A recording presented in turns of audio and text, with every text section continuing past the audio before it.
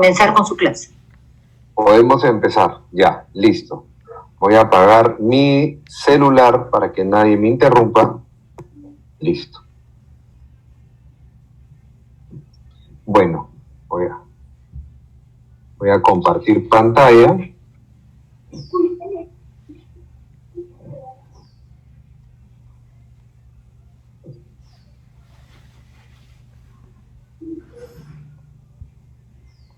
¿Lo logran ver ahí? He compartido pantalla.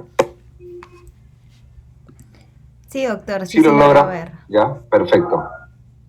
Bueno, vamos a dar inicio a la clase de nutrición en cirugía, también conocida como nutrición parenteral y nutrición enteral, ¿no? Yo soy el doctor Lajud, ya nos vimos la vez pasada en la primera clase, me parece. Yo soy cirujano general y tengo la subespecialidad de cirugía bariátrica y enfermedades metabólicas. Trabajo en el Hospital Sergio Bernales de Coyique, del Ministerio de Salud. Esta es una clase, a ver, no avanza, ya, perdón, un ratito, déjenme probar, ya, perfecto. Esta es una clase un poco tediosa, ¿no? O sea, me refiero a que la nutrición en el paciente quirúrgico no solamente la ve la especialidad quirúrgica, ¿no? La ve muchas veces UCI, y en realidad es lo ideal, ¿no? Que lo manejen los médicos intensivistas, también lo manejan los médicos internistas y los cirujanos. Lo que pasa es que muchas veces el paciente con nutrición parenteral o enteral, ¿no?, que se llaman, ahí en algunas unidades se llama unidad de soporte nutricional, está manejado por cirujanos, ¿no? Pero lo ideal es que lo manejen los médicos intensivistas por el tema metabólico, por el tema de uso de catéteres, que lo vamos a ver más adelante. Y sobre todo que la nutrición especializada como enteral o parenteral muchas veces se da en el paciente quirúrgico complicado, ¿no? Por eso que ustedes saben que lo tiene que ver una especialidad un poquito que va más allá del cirujano, ¿no? O en conjunto, como llamamos ahora, un manejo multidisciplinario, cirugía con unidad de cuidados intensivos, ¿no? ¿Qué cosa es la nutrición en el paciente quirúrgico? En estados normales, vamos a verlo inicialmente, en estados normales, en estados basales. El 40 a 70% de los pacientes en un área de hospitalización en cualquier momento tienen desnutrición. No hablamos hospitalización en cirugía, también hablamos hospitalización en medicina, hospitalización en pediatría, inclusive en hospitalización en ginecología, ¿no? La desnutrición de tipo marasmático es la más frecuente, es una desnutrición calórico-proteica, falta de proteínas. Acuérdense que un gran porcentaje de desnutridos en Sudamérica y en países pobres es la desnutrición calórico-proteica, porque comen muy poca carga proteica. Estamos acostumbrados a comer mayor carga de grasas y mayor carga de carbohidratos. El aporte de nutrición preoperatoria durante 7 a 10 días previo a la cirugía disminuye la mortalidad asociada y que rodea al perioperatorio, ¿no? La incidencia de nutrición es del 46% de manera general. Esto está distribuida en cirugía traumatológica ortopédica un 26%, en cirugía torácica un 38%, y lo que vemos nosotros, lo que veo yo en la especialidad, en cirugía abdominal, en cirugía digestiva, que abarca el 59%, ¿no? Por eso que los cirujanos generales y digestivos somos los que manejamos muchas veces a estos pacientes críticos, ¿no? La nutrición del paciente quirúrgico, los 3 problemas nutricionales básicos: malnutrición secundaria a un ayuno postoperatorio prolongado, relacionado sobre todo con complicaciones postoperatorias, por ejemplo, el hilio postoperatorio que les mencioné en la otra clase, en la primera clase que les dicté, o pacientes que tienen fístulas de alto débito. Fístulas de alto débito hablamos cuando el drenaje por esta fístula es por encima de 500 centímetros cúbicos en 24 horas, o sea, medio litro.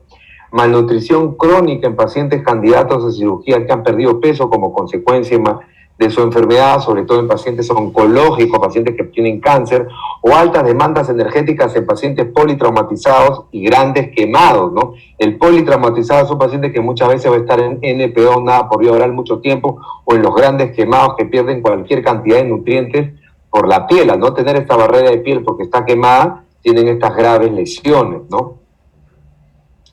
¿Cómo es la forma de la valoración nutricional de inicio en la historia clínica, ¿no? ¿Qué cosa es la valoración nutricional? Proceso mediante el cual se determinan indicadores o variables con el fin de obtener información del estado nutricional.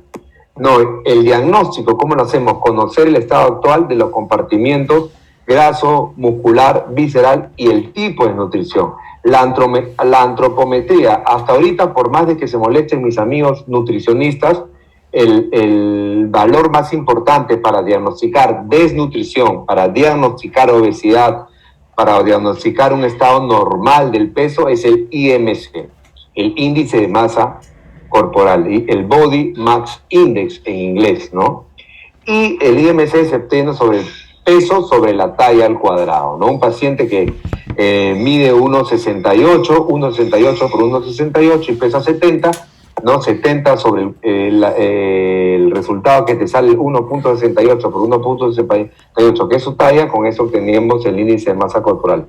Otro parámetro que utiliza sobre todo las unidades de nutrición son los pliegues cutáneos y desde el punto de vista laboratorial, la bioquímica, que es fundamental, la albúmina, la prealbúmina, la transferrina y el conteo de linfocitos. Si ustedes le preguntan cuál es la bioquímica más importante para diagnosticar el estado nutricional del paciente, se pregunta de examen, es la prealbúmina.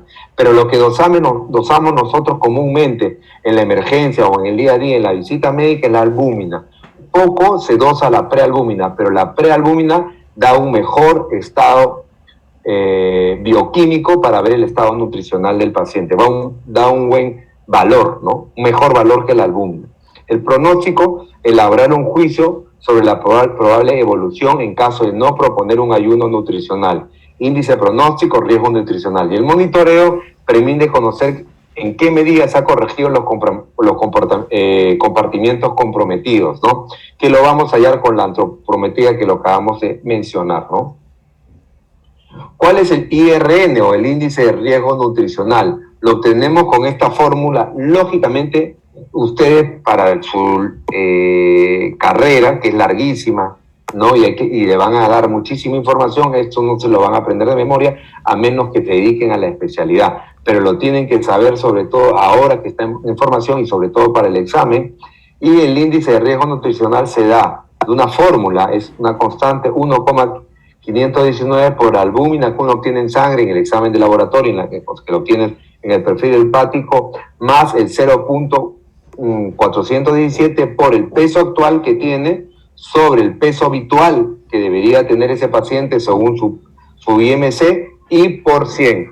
Hablamos de nutrición leve cuando el índice de riesgo nutricional es menos de 97,5.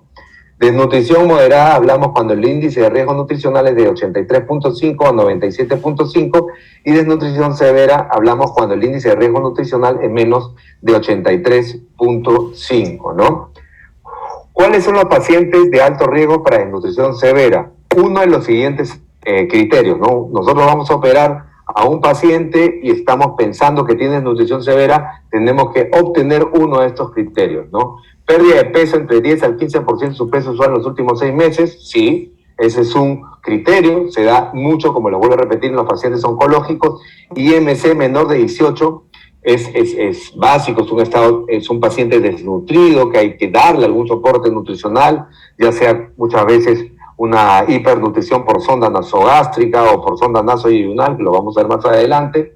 Valoración global subjetiva con la clasificación C, la albúmina sérica que la dosamos y que viene en el perfil hepático cuando está menos de 3 gramos, ¿no? Ingesta de alimentos nula o insuficiente por más de 5 o 10 días seguidos, alteración hidroelectrolítica previo al inicio de la alimentación oral, enteral o parenteral, luego que el paciente esté hemodinámicamente estable, o sea, alteración del sodio, alteración del potasio, alteración del magnesio, todo eso lo vemos en las alteraciones hidroelectrolíticas y dosando electrolitos en sangre, ¿no?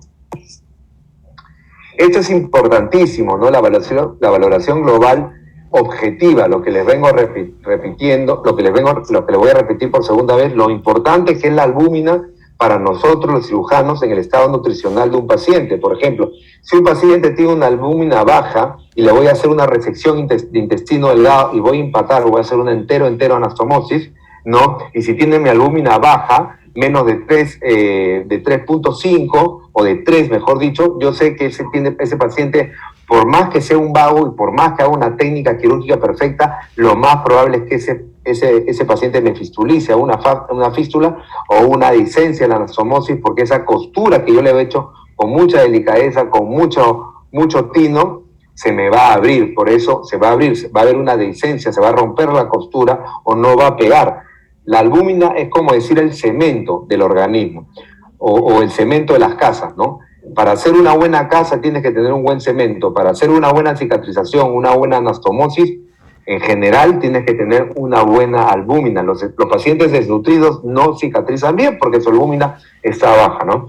Y la vida media de la albúmina es de 90 días. La transferrina, que también permite para ver el estado nutricional del paciente, tiene una vida media de 7 a 8 días. Y lo más importante es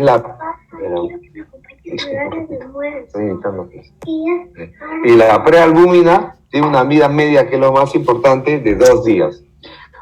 Se aceptan los valores de albúmina para hablar de nutrición leve cuando está el valor de albúmina en sangre entre 2.8 y 3.5 gramos por decilitro. Cuando hablamos de nutrición moderada, entre 2.1 y 2.7 gramos por decilitro. Y cuando hablamos de nutrición severa, es que tu albúmina en sangre, o la albúmina del paciente en sangre, está en menos de 2,1 gramos por decilitro. Eso hablamos de desnutrición severa. El índice de pronóstico nutricional es el IPN, permite seleccionar aquellos pacientes que necesitan soporte nutricional en el periodo preoperatorio. Es un paciente que yo lo voy a operar, le voy a hacer una gastrectomía y le voy a unir, y para reconstruir una gastrectomía total, le voy a unir el intestino con el estómago gastrectomizado. Yo tengo que saber cómo está su pronóstico nutricional. Es un índice, y para eso tenemos el IPN, que es un índice que valora el riesgo del individuo, en este riesgo del paciente, de presentar complicaciones relacionadas con el estado nutricional en el postoperatorio. Y acuérdense que un paciente que, por más de que un cirujano haga su mejor trabajo, si se complica, el paciente, la familia y el mismo paciente siempre le va a echar la culpa al cirujano, ¿no? Por eso tenemos que entrar con las mejores condiciones a operar, sobre todo en cirugías complejas, en cirugías selectivas, no tanto de emergencia. Esto lo vemos más en cirugías programadas, en cirugías electivas. Y el índice de pronóstico nutricional, el IPN, se obtiene la siguiente fórmula: 158 menos el 61,6, la albúmina sérica, menos 0,78, que es el pliegue tricipital en milímetros, menos 0,2 por la transferina sérrica, que la vamos a hallar en sangre, menos 0,55, menos 0,58 es la respuesta cutánea retardada. Y la clasificamos en 3 grupos. El IPN menos del 40% es un bajo riesgo, tú lo puedes operar al paciente, tiene una morbilidad o una morbimortalidad del 8%.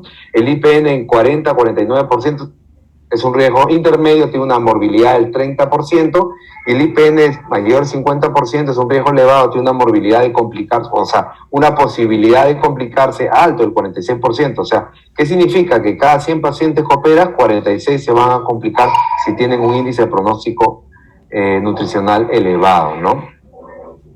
El índice de riesgo nutricional es el valora la existencia de nutrición y el riesgo de tener complicaciones. Es una cosa muy similar al otro.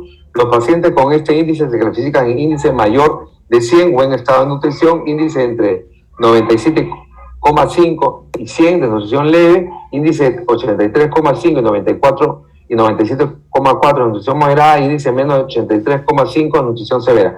O sea, yo no quiero que se aprendan esto en memoria de vaporreteo, sino que traten de analizar los diferentes índices de riesgo que tiene que haber para operar a un paciente. Y lo que le tiene que quedar en blanco, en limpio, es que todo paciente quirúrgico electivo tiene que entrar con un buen estado nutricional. Esa es la valoración nutricional para que no se complique. Y eso lo vemos en el preoperatorio, ¿no? Necesidades y requerimientos, esto sí es importantísimo. Los valores energéticos de los inmunonutrientes, ¿no? Lógicamente, el más conocido es la glucosa. La glucosa nos va a dar en energía, en calorías, nos va a dar por cada gramo de glucosa, nos va a dar 4 calorías, ¿no? Los lípidos tienen mayor cantidad de calorías. 1 gramo de lípido nos va a dar 9 kilocalorías. Y 1 gramo de proteínas, al igual que la glucosa, nos va a dar 4 calorías. O sea, 4, 9, 4, para que se lo aprendan. Esto lo van a ver siempre. y 1 gramo de nitrógeno, que eso también es importante para medir la cantidad de proteínas que tienes en sangre, nos va a dar 6,5 gramos de proteína. Y los requerimientos energéticos según el hombre y la mujer, lo vemos a través de la ecuación de Harris-Benedict, que estima el gasto energético basal. O sea, lo que tiene que gastar el requerimiento energético básico en un paciente acostado en una cama por día. Y esta es la ecuación, ahí se los dejo. Esto varía según el sexo, el peso y la talla, ¿no? Es diferente el requerimiento energético de una persona, de un varón de 100 kilos a una mujer de 60 kilos. Esta es una ecuación archiconocida y que lo que tenemos que hallarlo antes de darle algún soporte nutricional al paciente en el preoperatorio o en el postoperatorio cuando ya está complicado, ¿no? Y el plan de manejo nutricional son los cálculos de requerimiento de las calorías. Normalmente, en estado basal, una persona necesita entre 20 a 35 kilocalorías por kilo de peso. O sea, si una persona pesa 70 kilos, requiere 2.100 calorías en un día, en 24 horas. ¿Y esto cómo lo obtenemos? De nuestra comida. Los hidratos de carbono nos van a dar, de esas 2.100 calorías de esta persona de 70 kilos, nos va a dar el 50-60% de las calorías. Las proteínas nos va a dar el 15 al 20% de calorías y los lípidos nos va a dar el 20 al 30% de las calorías, ¿no?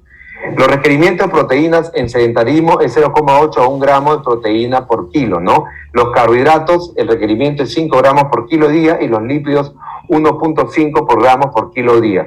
O sea, miren, por ejemplo, yo voy a un restaurante, ¿no? Estamos hablando en estado basal y me pido una carne que me dice, esta carne tiene 210 gramos de proteína, nos dice así, ¿no? O 210 gramos pesa la carne. Esos 210 gramos, lo que no va a convertir en proteínas, lo que va a ser efectivo, solamente la tercera parte, o sea, 70, nos va a dar 70 gramos. De esos 210 gramos que pesa la carne, que estamos pidiendo en un restaurante, se va a convertir, para que lo sepan, en 70 gramos. Estamos hablando de un paciente que tolera vía oral.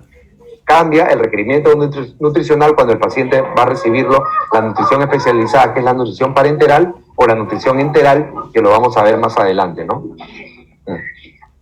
Paciente quirúrgico, ¿no? Paciente quirúrgico, subjetivo y objetivo. En un paciente bien nutrido, independientemente de la magnitud de la cirugía, puede tener un ayuno proyectado hasta 7 días, ¿no? No va a pasarle nada en un paciente bien nutrido que que le hagas una colecistectomía o le hagas una gastrectomía o una colectomía, ¿no? Sacar el colon y anastomosarlo y lo tengas sin nada por vía oral por 7 días. Lógicamente lo vas a tener hidratado con dextrosa o con cloruro de sodio o con lactato de Ringer por vía endovenosa. El agua sí no le puede faltar al paciente.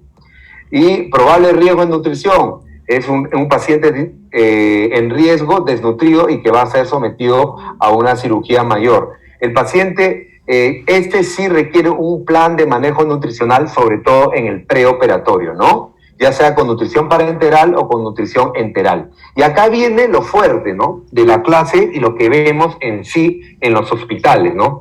Y la nutrición especializada, la nutrición que le vamos a dar, por ejemplo, a este paciente, la nutrición que le vamos a dar en el lado derecho de la pantalla a este paciente desnutrido que va a ser sometido a una gastrectomía, a una colectomía, a una hepatectomía, ¿no? Por un cáncer, ¿no? O probablemente por una enfermedad ulceropéptica o por una polipomatosis adenomatosa familiar, que es una lesión premaligna y que le vas a sacar todo el colon. Entonces este paciente tiene que estar bien nutrido. Y a este paciente que tú le detectas algún grado de desnutrición y que va a ser sometido a estos ejemplos de cirugía mayor que yo le estoy poniendo, le tenemos que dar soporte nutricional, ¿no? Y el soporte nutricional es de 2 maneras, o la nutrición parenteral o la nutrición enteral. Y vamos a empezar con la nutrición parenteral, chicos. Les repito eso porque es lo que tienen que reforzar de esta clase. ¿Qué cosa es la nutrición parenteral? Consiste en la administración de nutrientes por vía endovenosa a través de catéteres específicos, que pueden ser en el cuello, que puede ser en el brazo, o que pueden ser los catéteres POR que van a nivel torácico, como los quimioterapias, ¿no? Para cubrir las necesidades energéticas y mantener un estado nutricional adecuado en aquellos pacientes en los que la vía enteral es inadecuada, insuficiente o que está contraindicada, ¿no?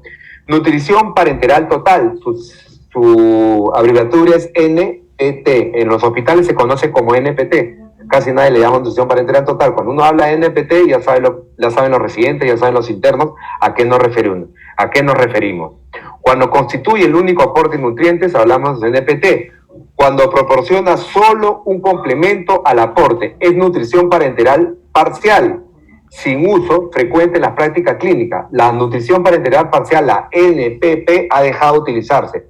La gran mayoría de casos actualmente se utiliza solamente NPT. Se conocen estos como NPT 3 en 1. ¿Qué significa? Que son unas bolsas preparadas que ya vienen que lo preparan en laboratorios especializados en nutrición, o las famosas USNA, que son las unidades de soporte nutricionales, que vienen en unas bolsas que tú se las vas a poner al paciente por los catéteres, y en estas bolsas viene el requerimiento ideal de lípidos para el paciente, el requerimiento ideal de carbohidratos para el paciente y el requerimiento de proteínas para el paciente.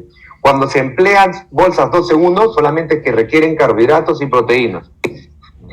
Las complicaciones en la perfusión de nutrición parenteral están relacionadas con el catéter, la manipulación del sistema y la solución de nutrición parenteral. Ojo, no es tan fácil manejar el catéter para nutrición parenteral total. Por eso que les digo que esto tiene que ser un manejo en conjunto, con cirugía y sobre todo los médicos intensivistas o médicos internistas. La NPT se da por catéter en el cuello o por catéter en el brazo, que es catéter de inserción periférica, pero de manejo central, ¿no? Ahí lo van a ver ahorita. Normalmente se da por el cuello con un catéter venoso central. Es necesaria una vena de alto flujo para que las soluciones nutricionales no produzcan lesiones endoteliales de las sustancias hiperosmolares. Son a través de venas periféricas gruesas, en el brazo venas gruesas, vena subclavia o la vena yugular o la vena yugular interna o externa, la vena safena. Porque ¿qué pasa si ponemos esta nutrición parenteral en una vena delgada? Lo que va a producir es ruptura de la vena o inflamación de la vena, que es flebitis, porque esta vena es muy delgada para la sustancia hiperosmolar que le estás poniendo. Esta nutrición tiene que ir directo a la vena cava superior, a través de estas venas, que es una vena periférica gruesa, o la vena subclavia, le pongo asterisco por la que más se utiliza, o la yugular interna, externa, o la vena safena en la pierna, ¿no? La nutrición, hay otra manera de colocar la nutrición parenteral total, es a través de la nutrición parenteral periférica, NPP. Se instala en venas de menor calibre con catéteres gruesos, se usa en casos de requerimientos relativamente bajos, son por un tiempo corto, está indicada en enfermedades inflamatorias intestinales, en síndrome de mala absorción, insuficiencia pancreática, en pacientes gastrectomizados, en pacientes que están recibiendo radio o quimioterapia. Es más lenta, más fácil de manejar y desarrolla menos complicaciones porque está en el brazo. Los catéteres que más se complican y que producen inclusive sepsis de punto de partida del catéter venoso septal son los que están en el cuello, ¿no? Que es la famosa nutrición parenteral central o la NPT, y estos catéteres se colocan en el cuello, muchas veces en una sala de cirugía menor, y se utiliza para pacientes con requerimientos mayores, cáncer gástrico resecable que tiene cura, en que debe recuperarse el estado nutricional, o sea, tiene una albúmina muy baja, en pacientes que tienen unas fístulas enterocutáneas de alto flujo. Hablamos de alto flujo cuando el débito en 24 horas es mayor de 500 centímetros cúbicos. O sea, tú le has hecho una anastomosis, una entera anastomosis, se abrió la costura, hizo una decencia de anastomosis, o hizo un leak, una fístula, y sale 500, 600 por día, o sale 1000 por día, ese paciente requiere NPT, ¿no? Y normalmente se maneja en una unidad de cuidados intermedios o en la UCI.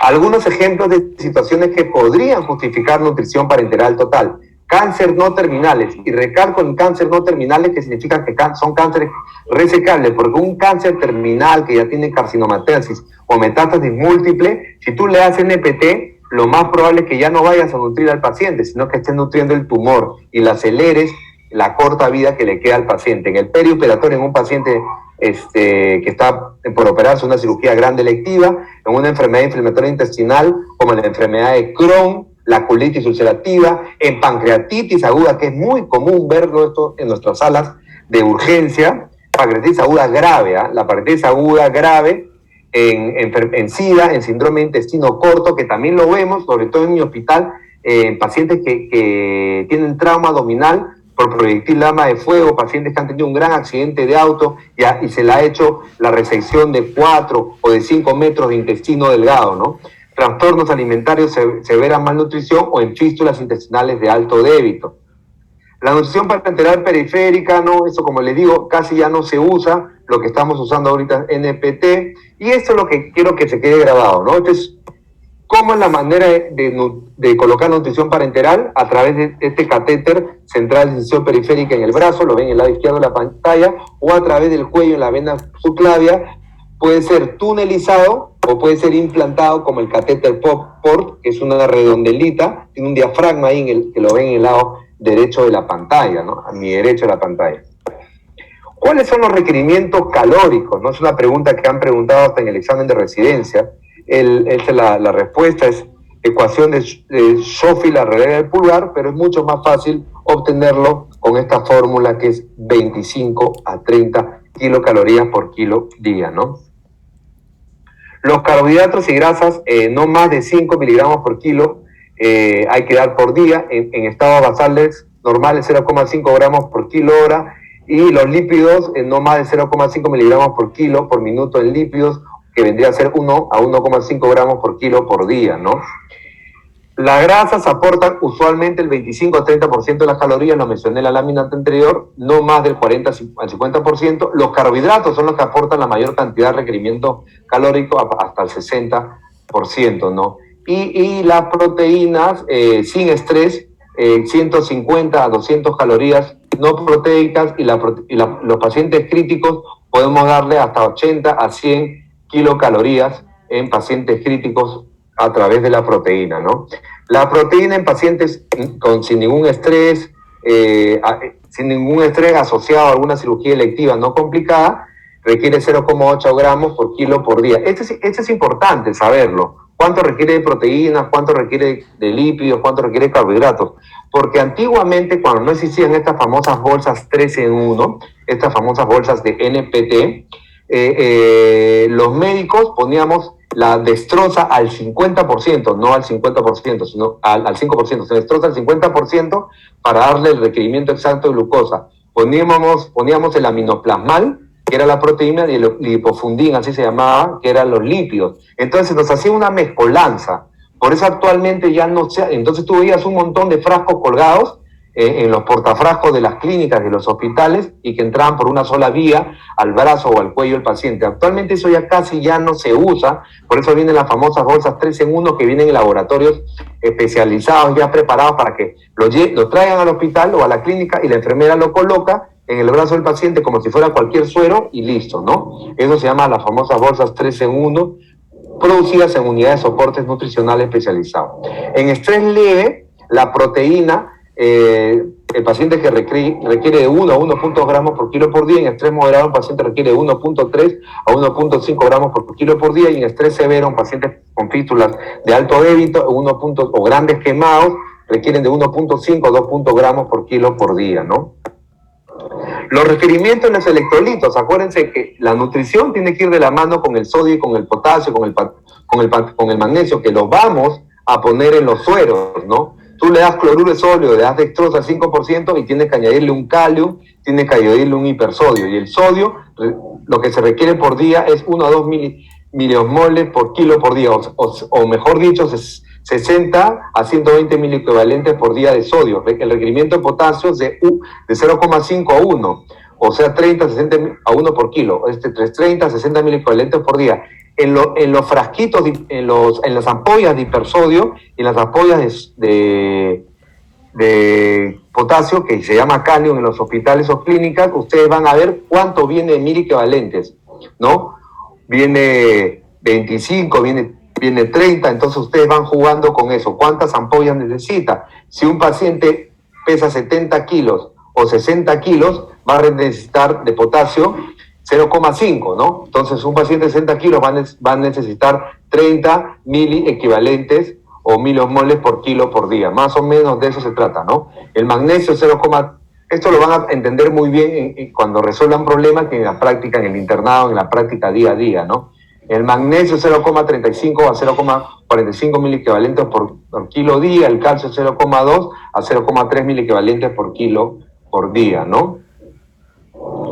Las ventajas de la nutrición parenteral, la absorción del 100%, infusión continua, impide el exceso, o sea, tú lo das el requerimiento exacto, déficit de algún componente, es muy completa, no usa el tubo digestivo, lo que es útil en determinados tipos de pacientes, como en un hilio prolongado. Acuérdense lo que es el hilio, ¿no? Que tú tocas el intestino delgado cuando haces una laparotomía y el intestino se paraliza 7, 8, 9, 10 días, 2 semanas. Y en ese paciente no le puede dar una nutrición enteral, sino tienes que darle una nutrición parenteral por el cuello, ¿no?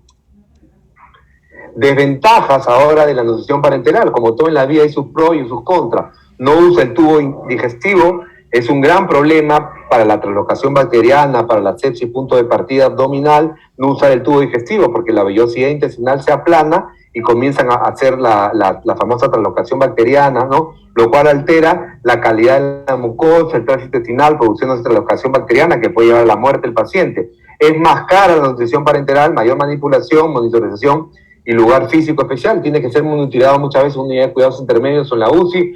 Las complicaciones producto de la sepsis del catéter venoso central son graves, puede llevar a la muerte del paciente y requiere estar cambiando todo el sistema del catéter venoso central cada cierto tiempo, cada 2 semanas, cada 3 semanas, hay que estar cambiándolo, limpiando, ¿no?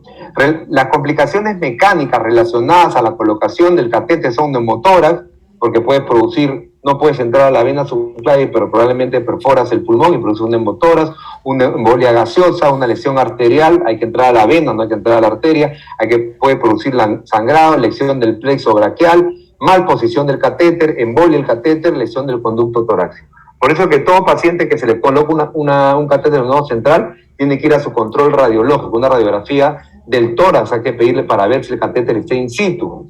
Y la velocidad de infusión de la NPT es el primer día 40 mililitros por hora, el segundo día 80 mililitros por hora, y hasta llegar a su requerimiento diario ideal, que debe ser al tercer día de 100 a 125 mililitros hora, ¿no? Hay que darlo muchas veces con bomba de infusión.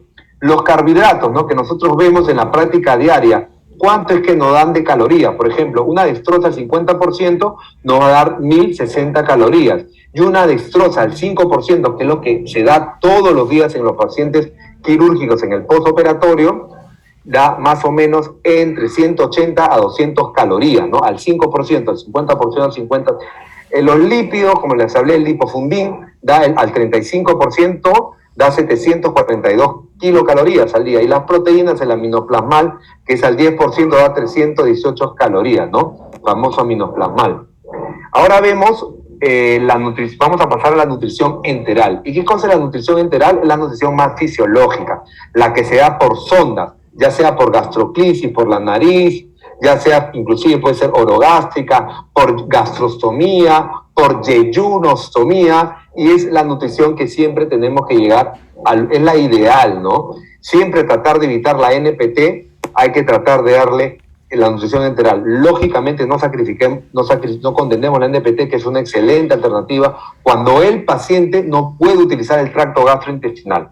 Pero cuando el paciente puede utilizar el gastrotracto intestinal, ahí tenemos la nutrición enteral, que es la más fisiológica.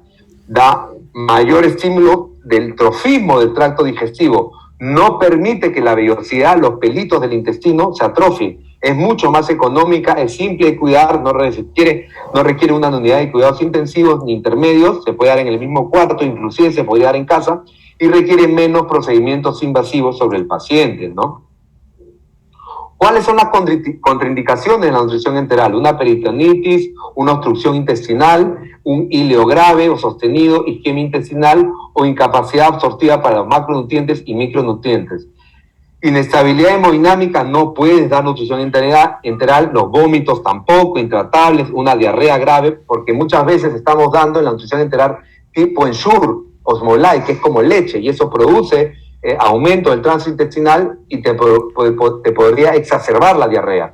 En síndrome de intestino corto no le puedes dar nutrición enteral, porque ¿dónde va a absorber el intestino? Entonces, en intestino corto sí le tienes que dar NPT, ¿no? La nutrición parenteral. Y esta es la manera. de colocarlo, ya puede ser una sonda en la nariz, sonda nasoyeyunal, en el yeyuno, una gastroclisis con la sonda nasogástrico, o también en el estómago, haces una laparoscopía o una gastrostomía percutánea por endoscopía, o una laparotomía, ya sea colocando un catéter en el estómago, un catéter en el yeyuno, no hay ningún problema, eso se puede manejar.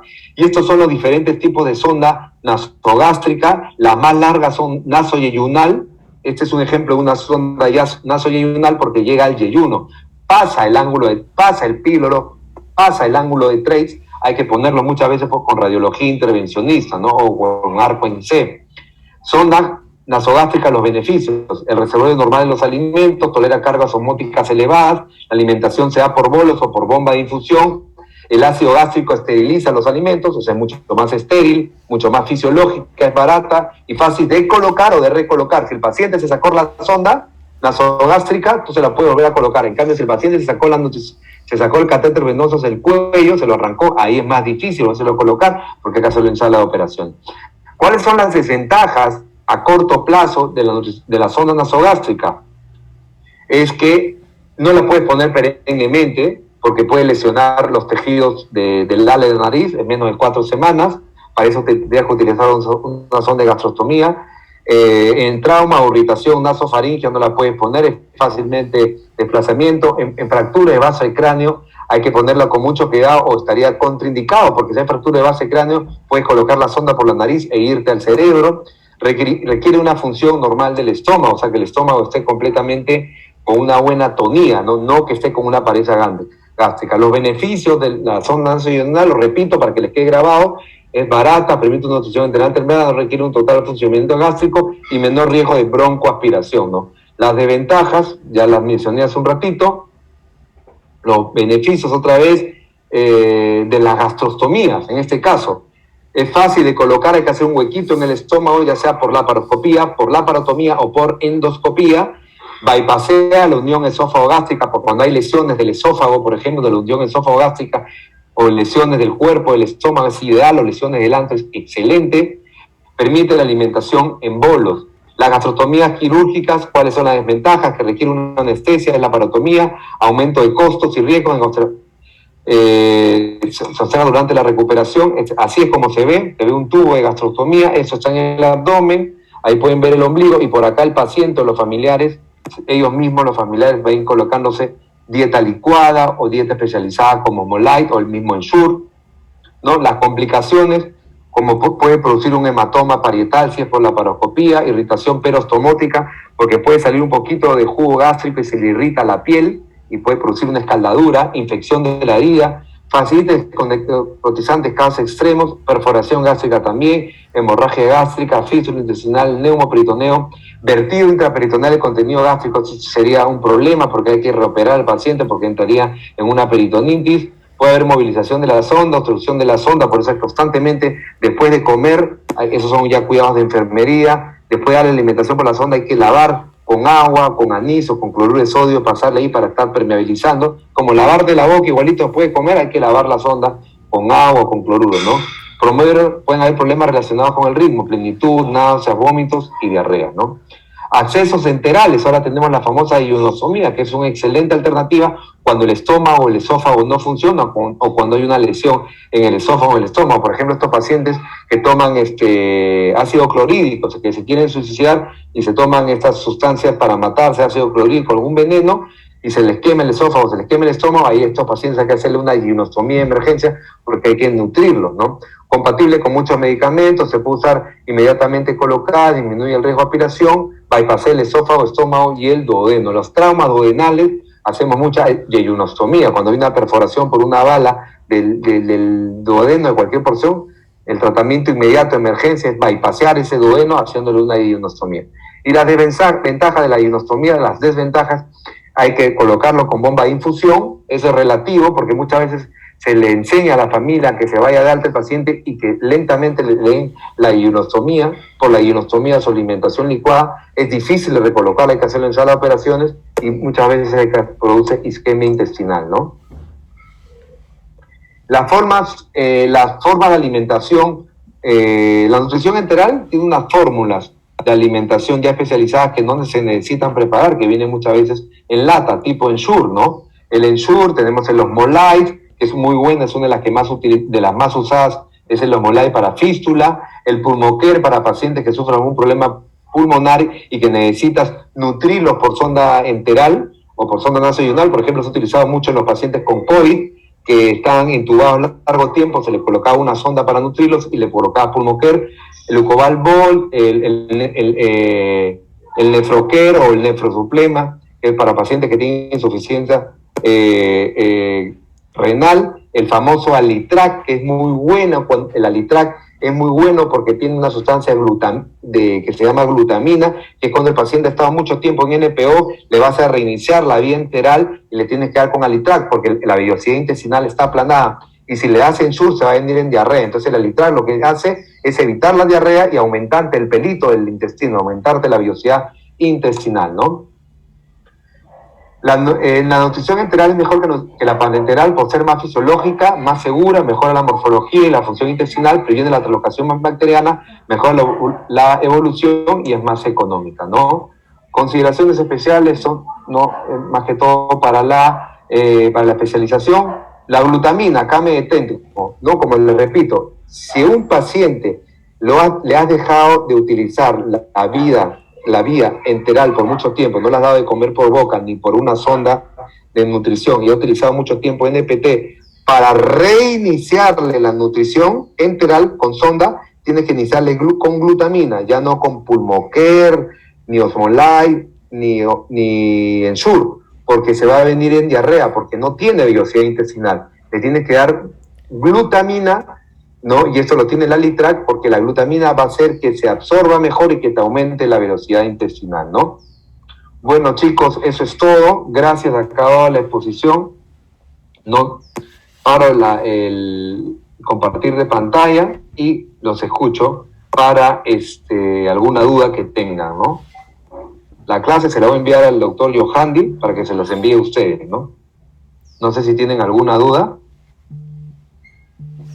¿Cuántos somos? A ver, el auditorio lleno.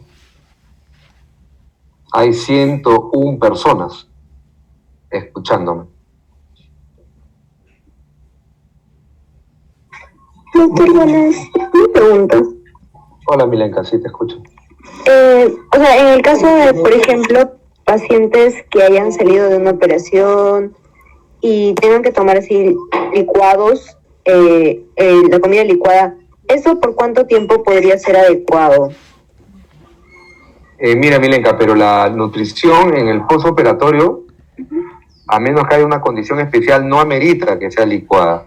Lo que se hace, por ejemplo, en un paciente que le vas a hacer, por ejemplo, que yo le echo un bypass gástrico, ¿no? No por obesidad mórbida. Entonces, a este paciente le das primero dieta líquida, ¿no? Dieta líquida en raciones pequeñas. Vas aumentando el volumen líquido poco a poco. En un paciente que tiene una resección de intestino delgado, primero se empieza con tolerancia oral. No, la tolerancia oral más o menos es 400 centímetros cúbicos en 24 horas. De ahí la tolerancia oral le pasas a dieta líquida restringida. El volumen de la dieta líquida restringida es máximo 800 en 24 horas. Y después de la dieta líquida restringida le das dieta líquida amplia antes de los sólidos. ¿Qué significa dieta líquida amplia? Que pueda tener el volumen de más de 1200 en un día y todo el líquido que ella pueda tolerar. ¿No? De eso se trata, el aumento de la dieta de manera progresiva. Dieta licuada se da en condiciones especiales, sobre todo en pacientes ancianos que no pueden masticar. No sé si quedó claro la duda, ¿no? Sí, doctor, pero O que tenga algún tipo de sonda, que tenga algún tipo de sonda en la nariz, o sonda, como le dije, sonda por gastroclisis, o sonda nasoyeyunal. Pero ahora se están comprando estas fórmulas, ¿no? Tipo Pulmocare, Nefro, o Ensure, o Osmolite, ¿no? Que ya no necesitas estar preparándole la comida licuada, ¿no?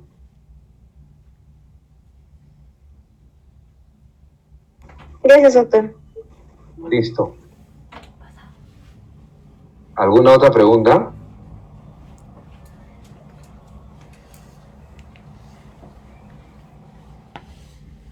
Bueno, si no hay ninguna pregunta, sí. En la nutrición parenteral que había mencionado, había dicho que se hacía por volúmenes empezando de menos a más. Eso, De menos a más, sí. ¿Eso debido a qué se hace? O sea, ¿por qué? Porque acuérdate que se ha hecho una resección y anastomosis, y para evitar los vómitos, para evitar las náuseas sobre todo, y porque hay un trastorno, hay una alteración de la anatomía normal del intestino delgado del estómago, ¿no? Siempre es así.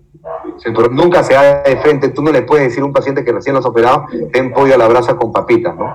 Eso es imposible, porque el paciente lo va a vomitar, ¿no? O un churrasco con papas y huevo montado no le puedes dar, ¿no? Poco a poco hay que darle siempre la dieta al paciente. Progresiva, ¿no? Claro. Gracias, doctor.